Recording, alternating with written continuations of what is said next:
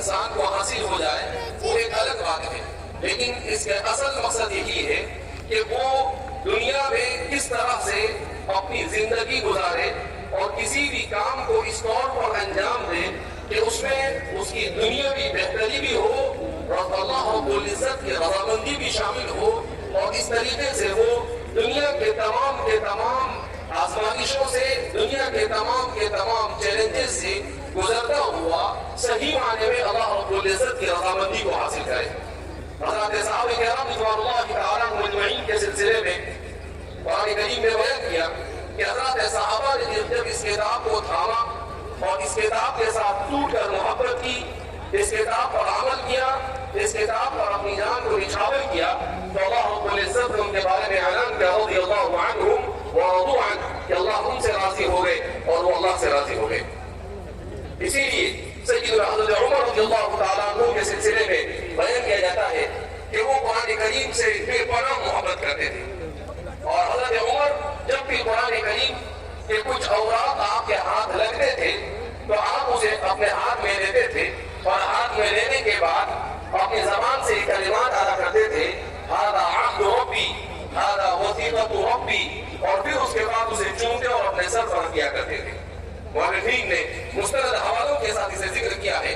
حضرت مفتی شفیع صاحب دیوبندی نور اللہ مرقدہ، جن کو مفتی اعظم کہا جاتا تھا، ان کے بارے میں بھی حضرت مولانا رشید احمد صاحب نے لکھا ہے کہ میں نے بھی حضرت مفتی شفیع صاحب کو، جنہوں نے معارف القرآن جیسی معرکۃ العراء تفسیر لکھی، انہیں بارہا دیکھا کہ وہ انہی الفاظ کو دہراتے تھے جبکہ قرآن کریم کو اپنے ہاتھ میں لیتے تھے۔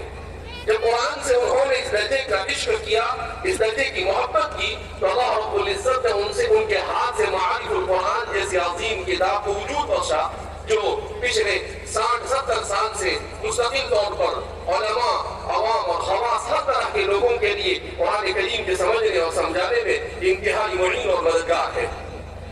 تو اللہ رب العزت نے ہر زمانے اپنی کتاب کی حفاظت کے مختلف انداز اختیار کیے۔ ہم جس دور سے گزر رہے ہیں یہ فتنوں کا دور ہے، اور اس دور میں مسلمان کے لیے اپنے ایمان کو بچانا اور مسلمان کے لیے اپنے دین کی حفاظت یہ سب سے بڑا چیلنج بن چکا ہے۔ مگر رسول اللہ صلی اللہ علیہ وسلم نے ارشاد فرمایا ترکت فیکم امرین ان تمسکتم بہما لن تضلوا بعدی ابدا، کہ میں تمہارے درمیان دو چیزیں چھوڑ کر جا رہا ہوں، اگر تم اسے مضبوطی کے ساتھ تھام لو گے تو میرے بعد تم کبھی بھی گمراہ نہیں ہوں گے۔ اور پھر اس کے بعد رسول اللہ صلی اللہ علیہ وسلم نے ارشاد فرمایا کتاب اللہ، اللہ کی کتاب، اور وہ سنتی اور میری سنت، اور ایک روایت میں وعطرتی اور میرا خاندان اور میرے اہل و عیال۔ تو اللہ رب العزت نے اس کتاب کو اسی لیے بھیجا ہے تاکہ ہر قسم کے حالات میں انسان اسے رہنمائی حاصل کرے۔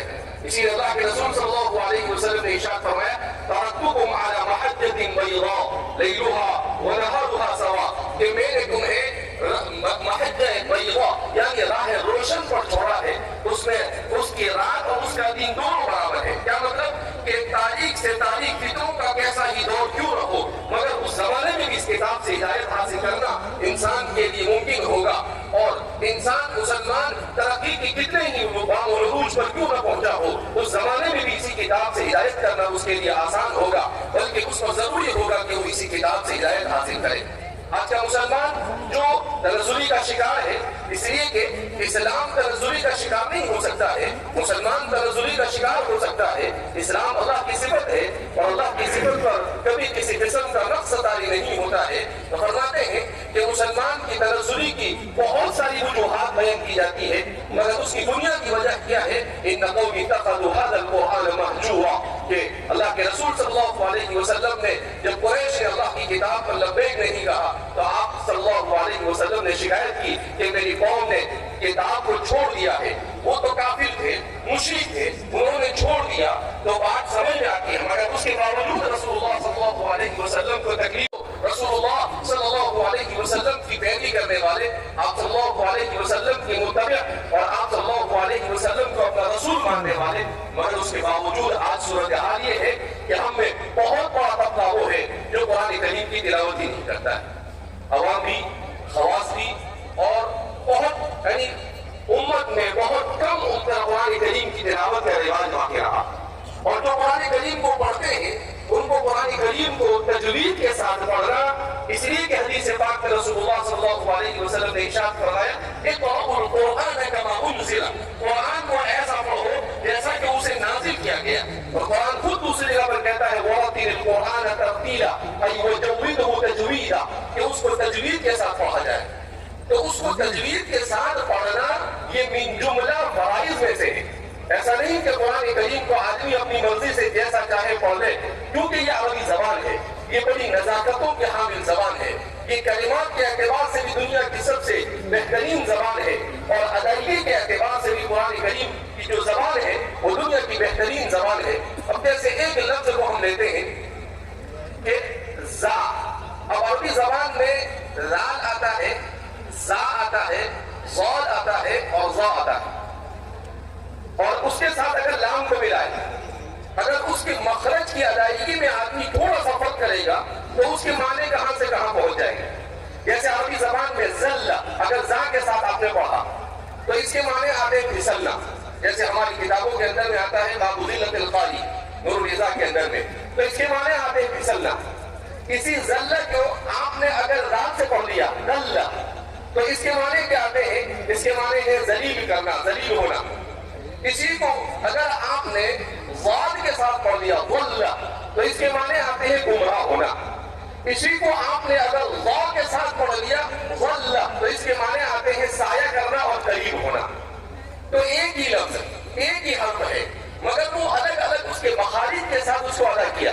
اب اگر قرآن کریم نے کہیں پر ضل کہا، آپ نے اس کو ذل پڑھ دیا، تو ظاہر سی بات ہے اس کا معنی کہاں سے کہاں چلا جائے گا. بعض مرتبہ نماز بھی اس سے فاسد ہو جاتی ہے.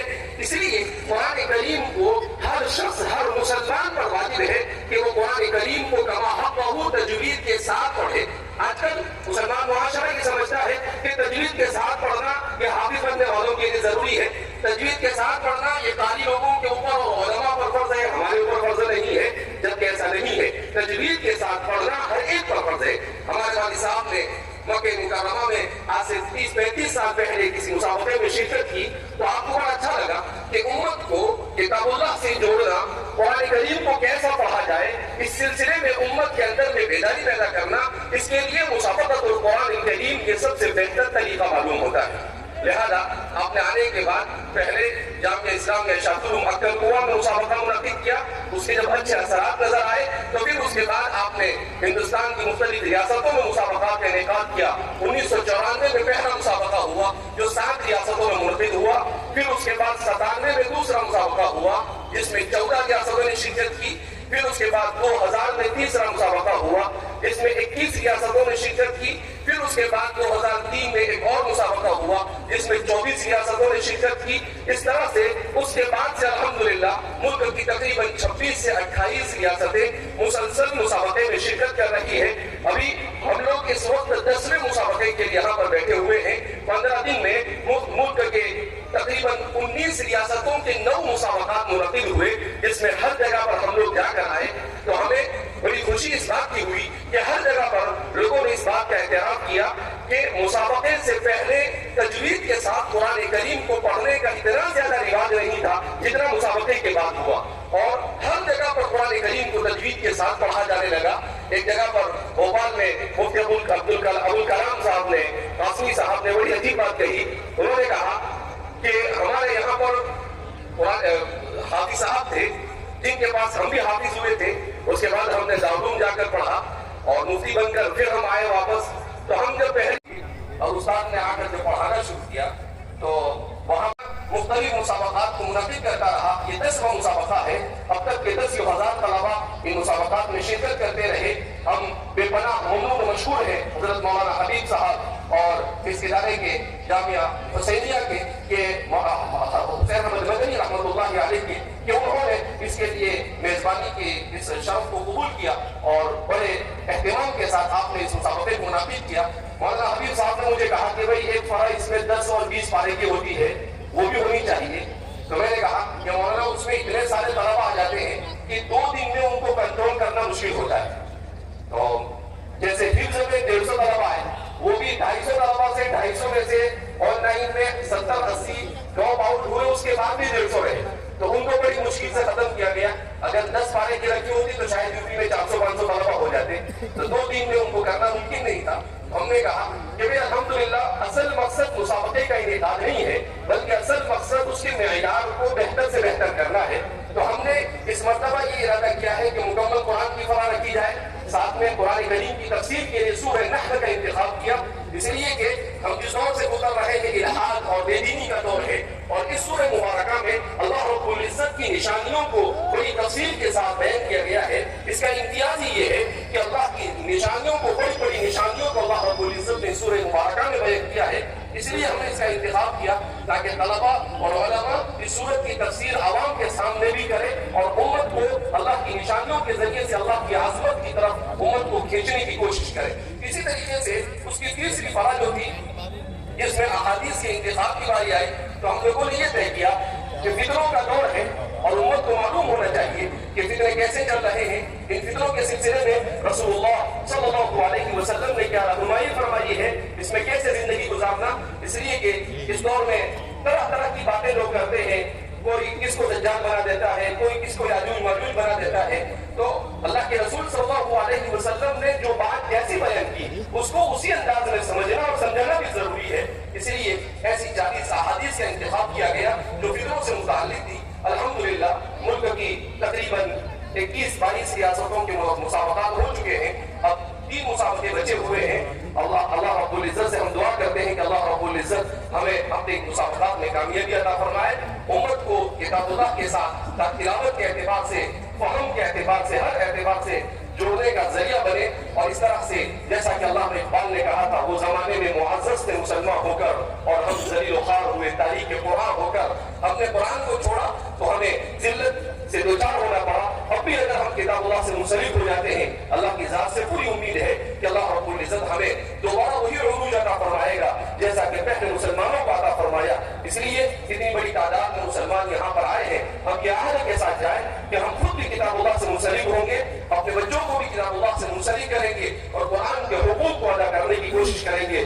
मैं दोबारा इस इदारे का और हज़रत मौलाना सैयद अरशद मदनी दावत बरकातहू का भी बेपनाह ममनून और मशकूर हूँ कि हज़रत अपनी बेरासानी और बीमारियों के बावजूद यहाँ पर ताक़त कायम रखे और हम सबको अल्लाह की रज़ा वाले अमल की तौफीक बरहमत फरमाए। वस्सलामु अलैकुम व रहमतुल्लाह।